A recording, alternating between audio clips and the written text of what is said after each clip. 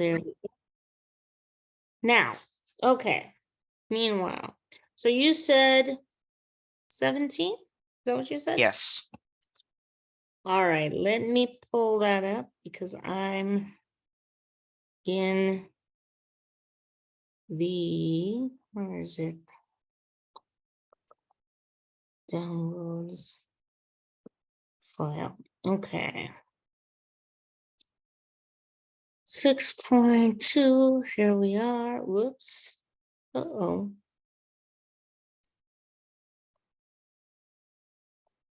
6.2.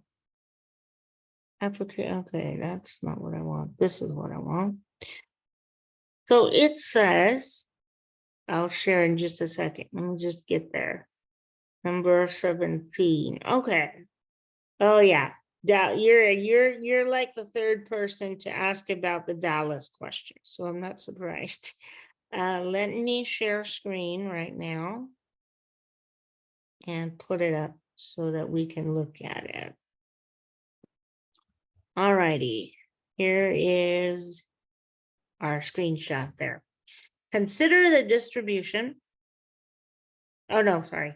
The mean temperature of daily maximum temperatures in July for Dallas, Fort Worth, Texas is 85 degrees.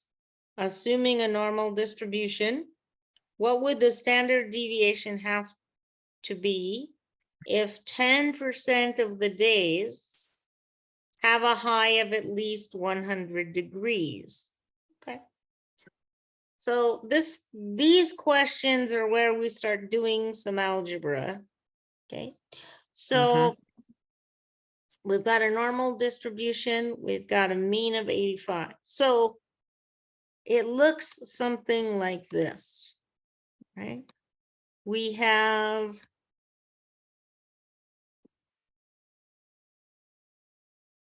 normal bell curve. We've got 10% of the distribution. Oops. Actually, it has to be, well, it's there, but not that far back. Because our mean is 85, right? So here's my mean, 85 degrees. And it says that, if we go back, it says that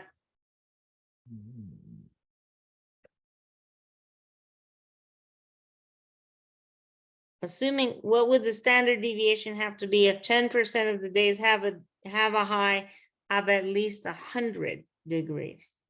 So it's getting very hot in Texas.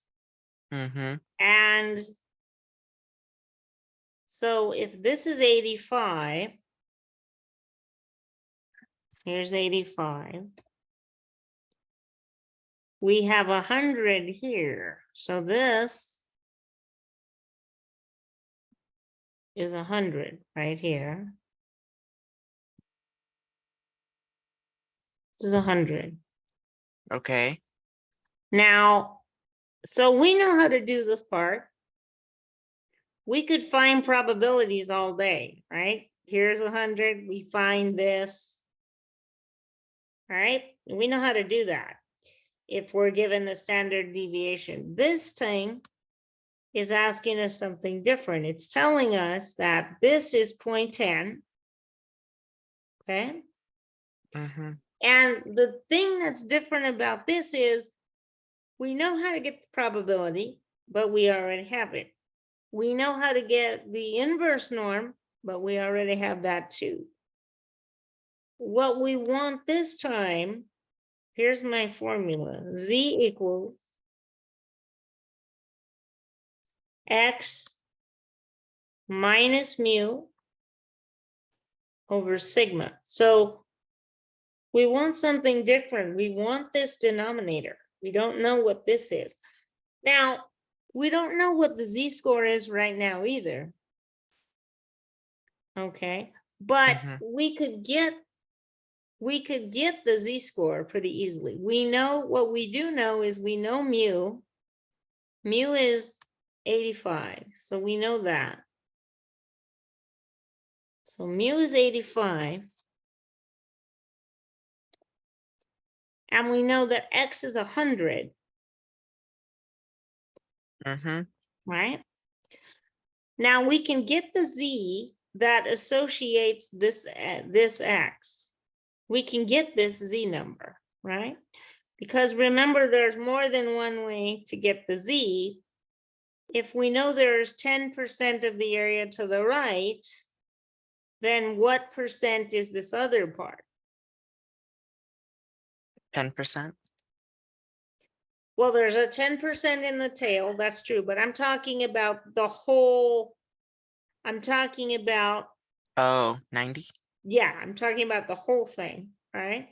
So this is 0.90, right?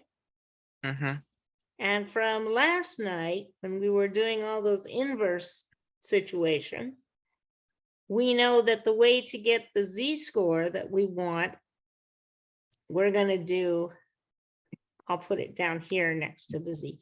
Z is equal to inverse norm 0.90, right?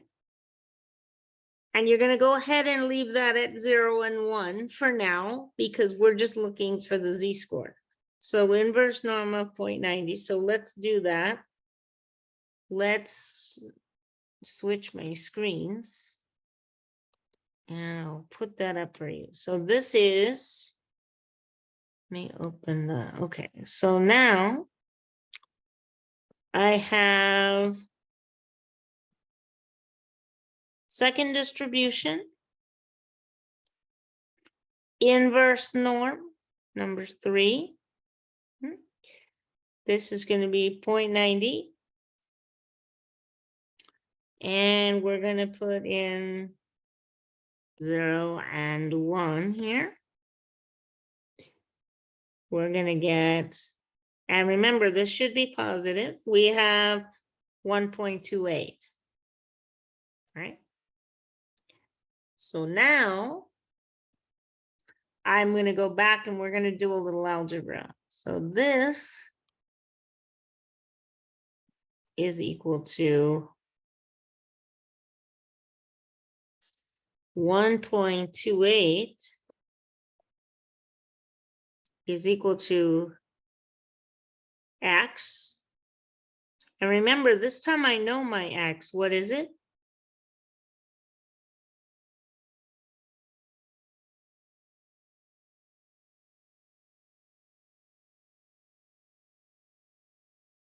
$100 degrees. 100. What is my mu? The U is 0.20. Well, 1.28. Z is 1.28. What is my mu? Oh, 85. 85, right? And I don't have sigma, right? So Nope. that's what our equation is going to look like. And we're going to solve for this bottom part. We're going to solve for that. Okay. Okay. So now what are we going to do next?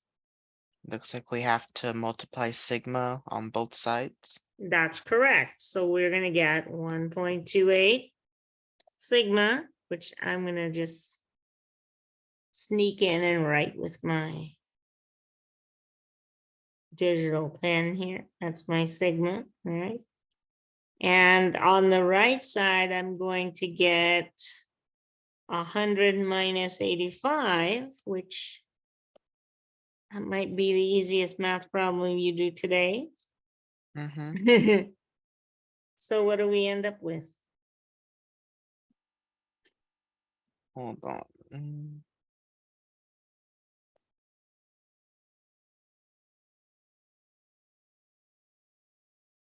11.7188. 11? Let me see. I don't remember it being, maybe 11.7. Yeah, that sounds. So this is going to be 15, and then I'm going to divide that by, oops, got to sneak my sigma in there. No fair losing my variable, the problem, huh? There we go. We're going to divide this by 1.28, and you said the answer is 11.7, I believe that. Mm-hmm. So that wasn't so bad, huh? No. It's just a matter of interpreting what I think that's the issue with this one, is interpreting the question and what it's saying to you. That was the whole crux. You had a question about one more, you said? 18. 18, sure. All right, so we're good here? Yes. All right. Let's go on to 18. Let's take a look at that one. Consider the distribution of monthly Social Security payments. Assume a normal distribution, okay, with a standard deviation of $120. Sigma is $120. If 1/4 of the payments are above $1,255.94, what is the mean? Okay, so similar kind of idea, but they kind of put in a few more things here. So let's see if we can piece this together. Let's draw a distribution again. Mm-hmm. Let's get a new whiteboard though. All right, so here's my whiteboard in here. Oops. Excuse me while I handle one of these pop-ups. All right, let me just, that is so bad. Let me erase that. All right, so we're looking at this. We're gonna draw our distribution here. Draw it on this side. So there's my distribution. And this time, we don't know what the mean is. We don't know what this is. But we do know some other things. We know what the standard deviation is. And we know that 1/4 of the payments, how much in terms of percentages, how much is 1/4 as a percent? 0.25. Right, that's my decimal, and that's 0.25, right? Or Mm-hmm. 25%, we need that. So now, okay, so we've got 1,255.94, and only 25% of them are larger. So I think the hardest thing about this problem is knowing where to put that number they gave you. Does it go here? Or does it go on the left? Well, only 1/4 of payments are larger, so it goes here. Goes here. And they gave you this number. This is 1,255.94. That's this amount here. This is my dollars. Okay. And they told me that this percentage is 25%, 0.25. Mm-hmm. They just gave it to me as a fraction, which I don't think they've done since chapter 3, but they can, and that's what they did here. Now, again, this time we know the X, so we know that, but we don't know Z. What else is new, right? Okay, but we do know sigma. They do help us. Sigma is $120. Okay. Mm-hmm. So we're going to do the same thing that we did last time for problem 17, except we're going to have different unknowns here. All right. So here's my formula. Mm-hmm. is equal to X minus my mu, minus my mean, which I don't have, over my sigma, okay? So where do you think we start, Jason? What do you think we do here? We minus 1.25. We Right, minus one minus, huh? 1.25. Right, and how much is that if I do that? 0.75. That's right, 1 minus 0.25 is 0.75. Good job. That's 0.75. And then we inverse. Inverse norm, very good. So Z is inverse norm of 0.75, and what does that give us?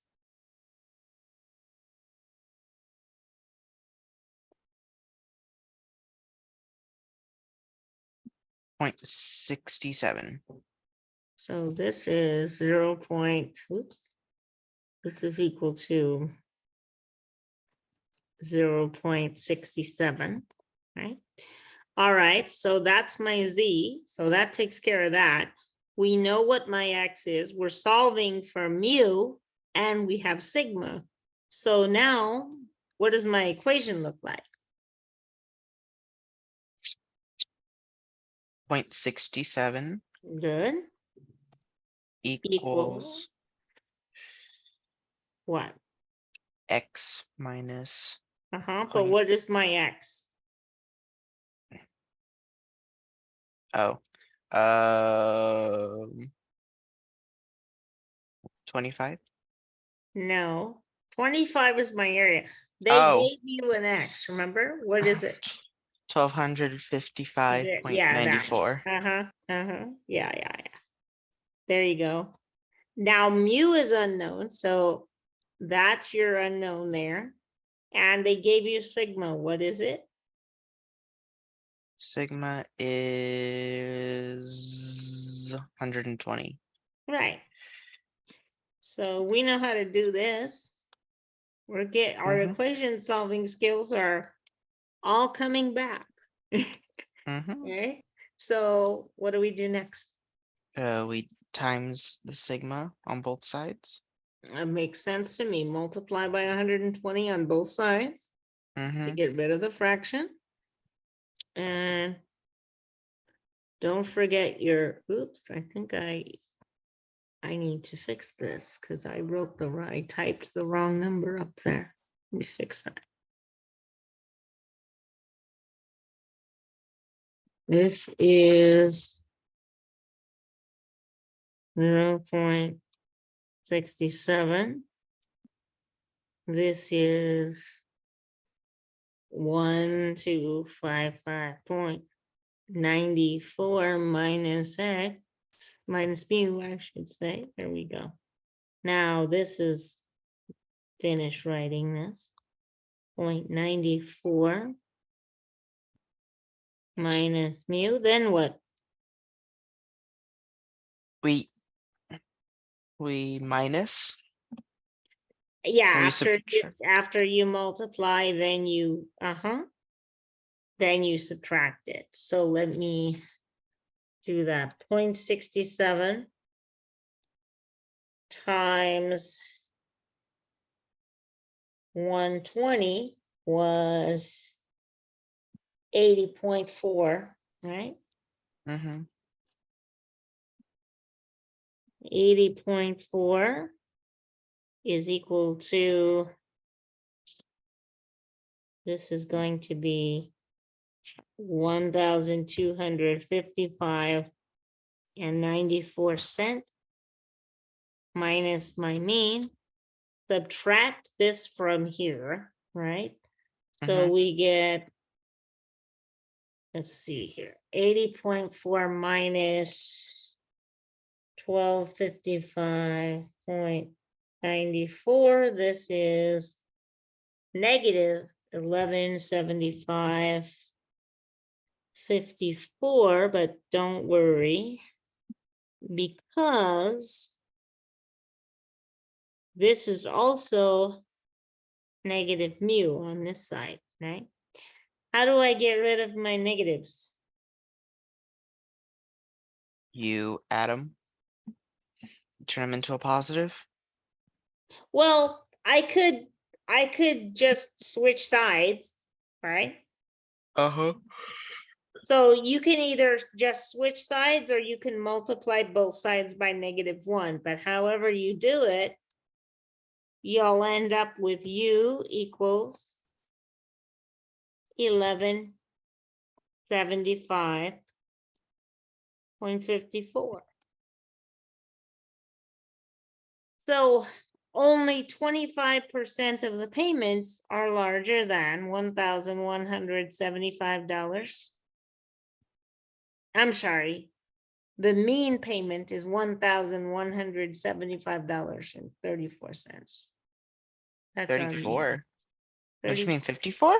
Did I? Oh, I do mean 54. You're correct. Hmm. Yes. Thank you, Jason. Hmm. All right. Mm-hmm. Good job. Nice.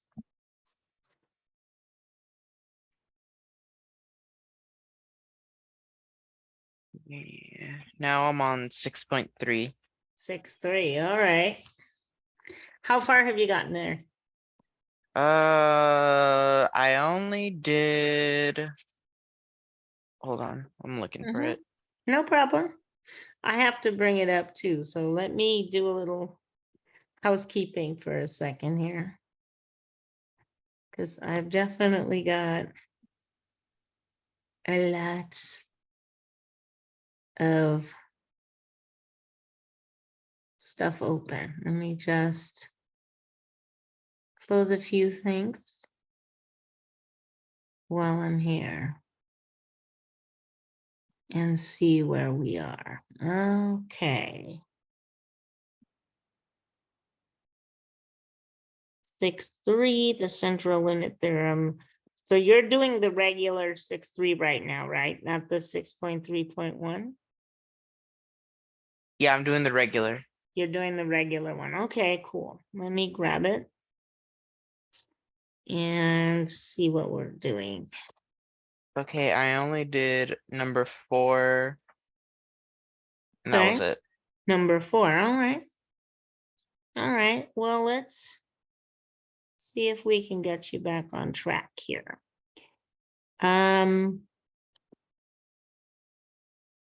Okay, so the first three come from the slide, so let me bring those up so we can take a look at it, because this is very similar, that's the good news, to the last section that we did. We just make one change to the formula. So it's basically the same kind of thing, inverse norm, finding z's, all that. But we're just going to,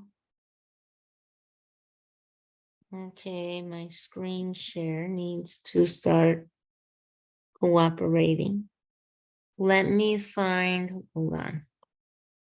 Let me find the slides for 6-3. Here they are. Okay, so,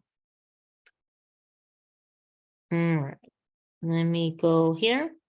So the first question says, if samples of a specific size are selected from a population and the means are computed, what is the distribution of means called? Okay, well, if you go to the slides, which I'm going to do right now, and I believe it's slide number 3, I want to say, let me check. Actually, no, it's slide number 2. And here's a remark. It says normal and binomial distributions were distributions of the individual data. Okay. So in the last section, we were doing individual data. Okay. In this section, we're doing samples of a certain size. So we take a sample of a certain size and we do that data. That's called the name for that is the distribution of sample means. So if you go to slide number 3, that's your answer. So the answer to number 1 is this: a sampling distribution of sample means. The words in green. It's called a sampling distribution of sample means. Okay. Okay. And that just, all that signifies is that we're taking a sample and we're making a distribution from that, as opposed to one individual element. Okay. Mm-hmm. You'll have a better idea of what that means as we go along, because that can be a little fuzzy at the beginning. Number 2, what is the mean of sample means? And number 3, what does the central limit theorem say about the shape of the distribution? Well, let's go into the slides for that, because the slides tell us. So if we go to slide number 6, if you look down, talks about the central limit theorem, okay? If you go to the second arrow, it says the mean of the distribution of sample means approaches the population mean for large sample sizes. That is, mu of x bar is equal to mu of x. So this mu of x bar, that's the symbol for the distribution of sample means. And that's equal to the population mean. So what she wants for the second question is this statement here. Mu of x bar So I put that. is equal. You can put that or you can put the words. Whatever helps you. Some people put the equation and then they put like, the first one is the sampling, is the mean of sample means, and then they put population mean under that. But basically what this is telling you is the population mean doesn't change. You don't have to do anything to it. It's just the same as it was before. Okay. What changes a little bit is the standard deviation, because it's the standard deviation divided by the square root of n. Mm-hmm. Okay. We'll get to that when we start calculating it. And then what does it say about, let's see, the third question says, what does the central limit theorem say about the shape of the distribution? Well, what it says is that it says a couple of things. All right, let me see if it tells me here. Okay, no, we don't have that. Okay, so it says a couple of things here. If you look at the first bullet on this slide, it says the distribution of means will be approximately a normal distribution when n is greater than or equal to 30. So I put that. So, yeah, that's what you put for number 3. That's what it says. Okay. Okay. Any questions about the first 3? Number 1. Well, hold on a second. I'm writing down number 3.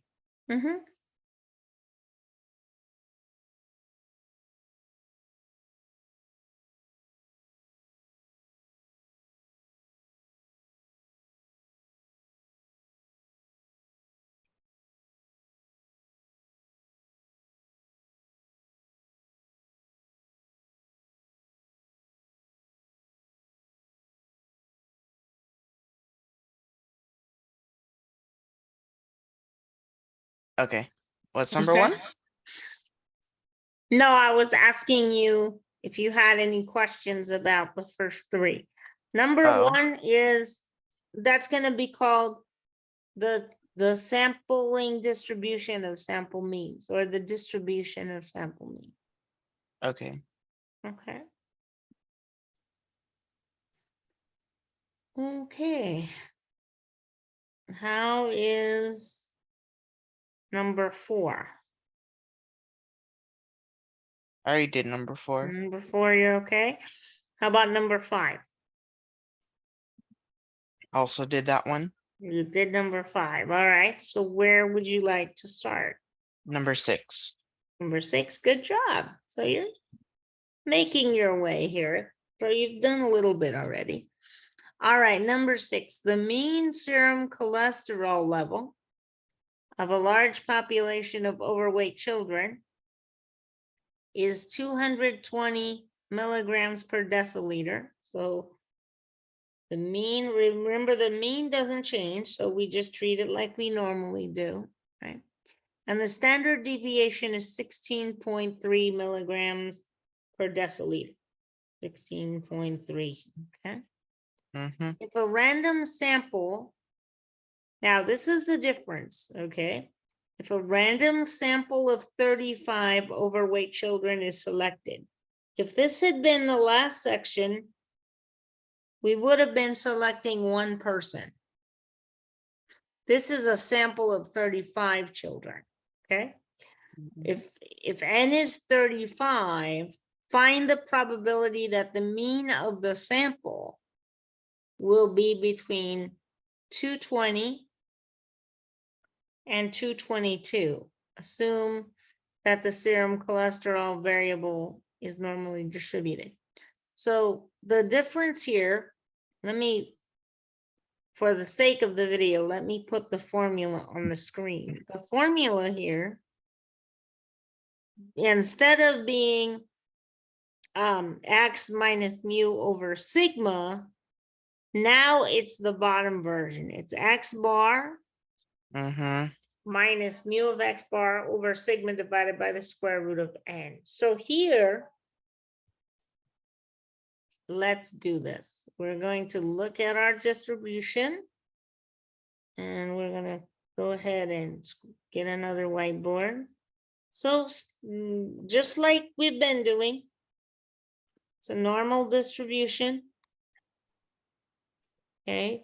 The mean doesn't change. So the mean here is what they told us the mean was, which is 220. So my Mm-hmm. mean here is 220. My mean is 220.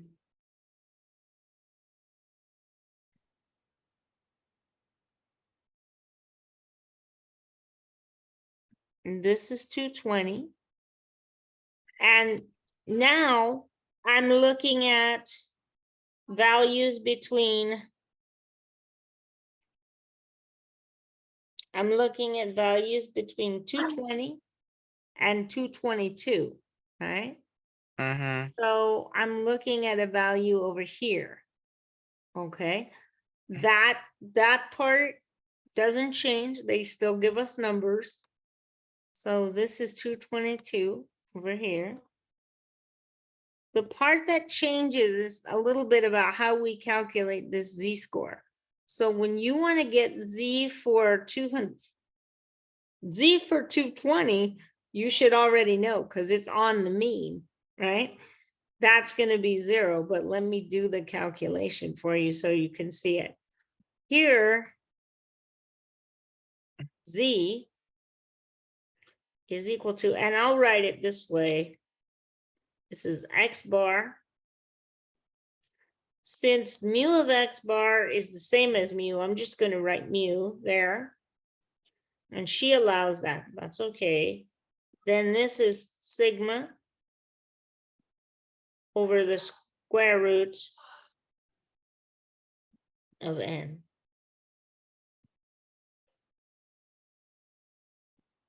So here, I'm going to have z is equal to, this is going to be 220. But your mean is also 220, right? So Mhm. you're gonna get 0 there, regardless of what's on the bottom. Your standard deviation here is 16.3.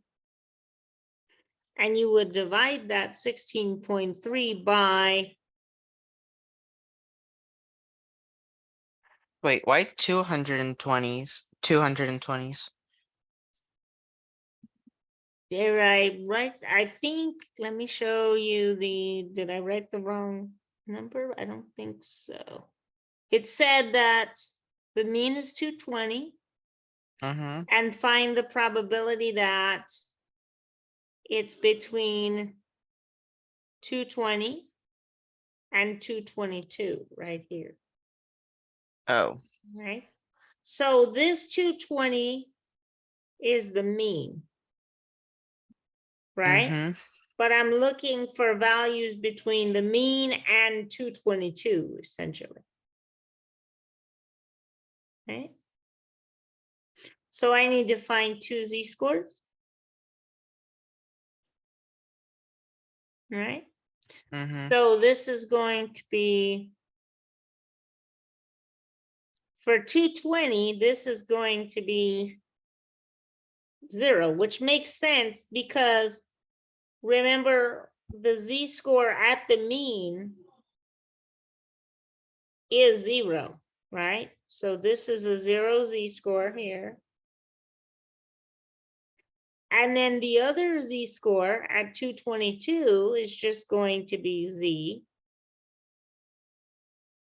is equal to, we're going to put this in. This is going to be 222 minus 220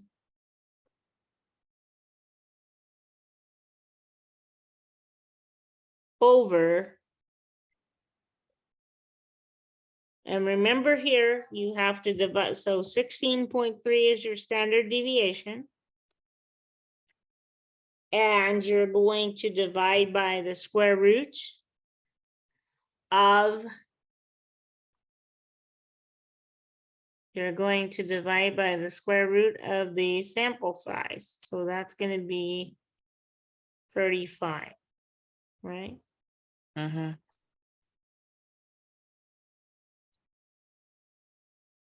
So I think we can handle the top. The top is going to be 2, right? 222 minus 220. So we're going to have, let me put this on the calculator. We have, here's my z-score. We have 222 minus 220, close, divided by open. Square root is going to be second square root, which is over here. This is, I'm sorry, I forgot my 16.3 first. 16.3 divided by the square root, second square root of 35. And we close with the formula there, right? And Mhm. my z-score there is point. So my other z, I'm going to round it to 2 places, is 0.73. So now that means that I'm between, this means that I'm between, z is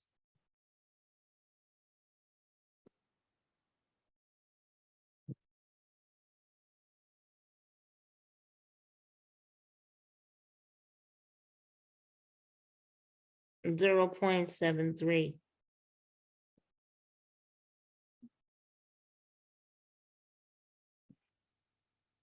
So this is between 0 and 0.73. Mm-hmm. Now we know how to find the area, which is all it's asking us to do. So now we just do what we did before. So it's very similar to the last section. The only difference is this z-score formula. The process is the same. So here, we're going to do this. We're going to say, well, now remember when we're finding areas, because it's been a minute since we've done it, we use to find area when we have the scores, we use normal CDF. So second distribution, normal CDF. And we're going from 0 here to 0.73. And because you have found the already 0 and 1 is okay. So our area is 0.2673 or 26.73%. Mm-hmm. Okay. All right. I think we have time for one more.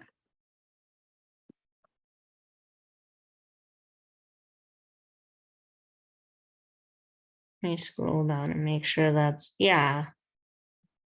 26. Okay, she rounded to, it looks like. Wait, what'd you get? I got 2673. 26. Yeah, I got 2673. Let me see what her other answer key has. It could be from the other z-scores, but let me see what her answer key shows us. It says she got 0.2660. Yeah, on that, but I want to see what the answer key on. I got a question. Why are these answer key different from how we do it? Because she took her z-scores to 2 places, but this key took the z-scores to 4 before they computed, because that was what the book did. And so I want to see. Yeah, because these are kind of confusing and I feel like I'm getting these answers wrong.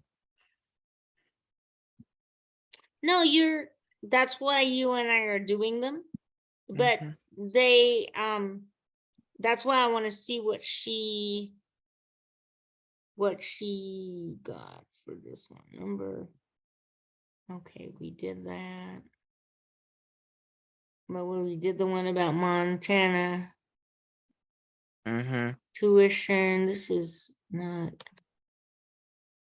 Okay, here's the serum cholesterol. Yeah, 0 and point. Yeah, so on this one, she has it. Let me show you this, and I'll send you this. This one she has. Let me put it on the screen. This one she has correct. So,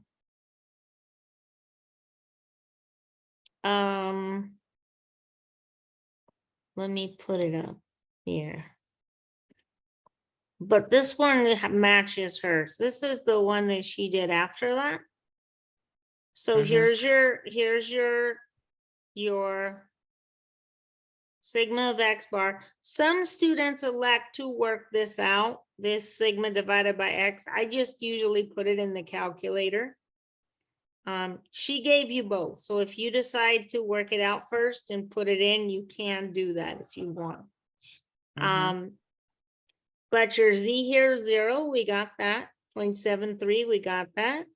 And if you normal CDF and you do it to 4 places, you get 2673. So that's That's what the answer should look like. Mm-hmm.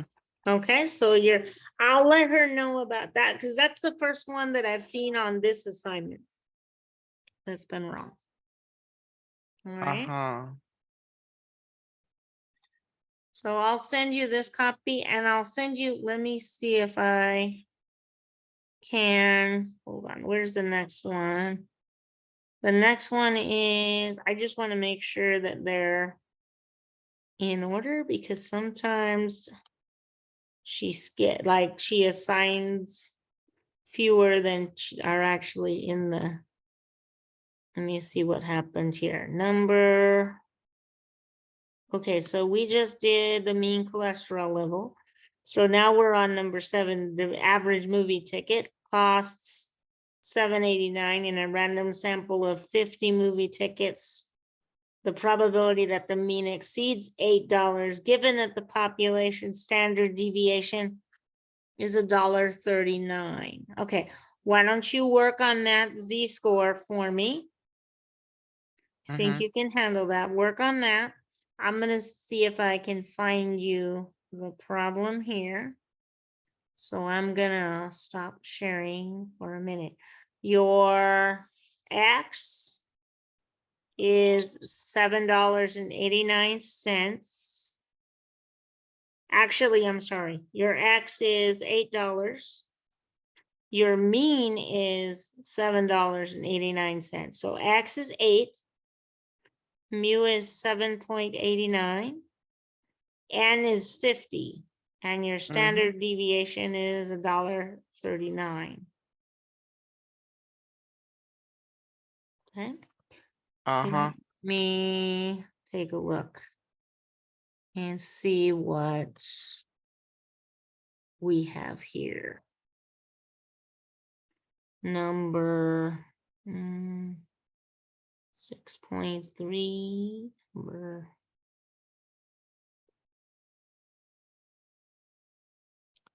1357. No, that's undergrad costs. 272 serum cholesterol. And here is your, I'll send you this also. Here is your answer for that one. Let me put it on the screen. So here you have X bar, which is 8 minus $7.89. This Mm-hmm. is $1.39 divided by the square root of 50. You can put that in the calculator just like it is. Just make sure you use parentheses around the bottom part of it. Mm-hmm. You should get a Z of 0.56. Got it. Got that? Okay, now find the probability that X is greater than 0.56. I already got it. I got Got it? 0.2878. 7.8. Yeah. Let me see if I agree. Because she got 7.7. So let's 0.5. Oh yeah, 7.7. 7.7. Okay. Yeah. All right. Good. Okay. So it looks like you're doing okay. I'm gonna start my geometry meeting Mm-hmm. now. I'm gonna give them a few minutes. If nobody comes in, I'll drop the Zoom invite into your Canvas. I'll Uh-huh. be in that meeting until 6. So Okay. give me a few minutes to see if there's, because sometimes nobody shows up. And if you still need the help, I'd rather have you come join us than not. But give me a few minutes to see if there's anybody there, okay, Jason? Okay. All Sure. right, I'll see you soon, okay? Okay. Sure thing. Bye. Bye. Stop sharing. Yes. And then He's got pretty good. Let me end this meeting. And meeting.